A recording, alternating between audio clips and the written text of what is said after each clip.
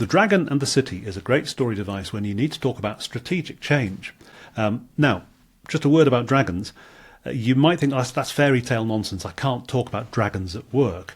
But actually, I've noticed in every single work setting I've ever been in, when you introduce this kind of fairy tale version of a story, people get it and they go with it and they quite enjoy it. So don't rule it out.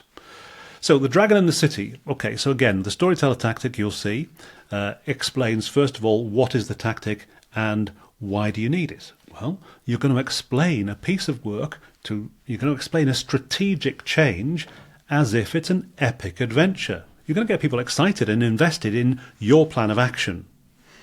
So that's the why. And then on the back of the card, it explains the how. How do you set about using the Dragon and the City? So if we take that into this little worksheet.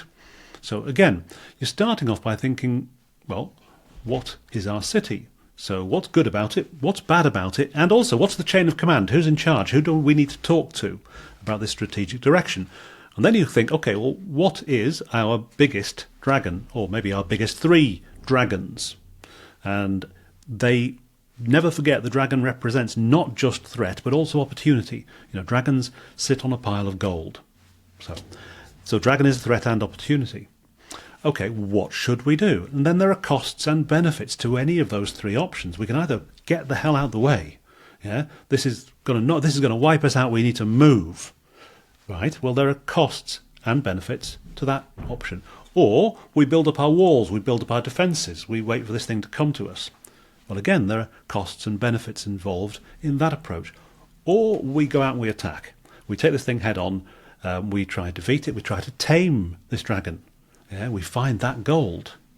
Well, what does that involve? What are the costs and what are the benefits? And then, to keep the epic adventure theme running, you're the captain of the guard of this city.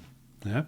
What's your advice to the city's rulers about what they should do based on your assessment of these 3 different options, based on your assessment of the threat, but also the opportunity?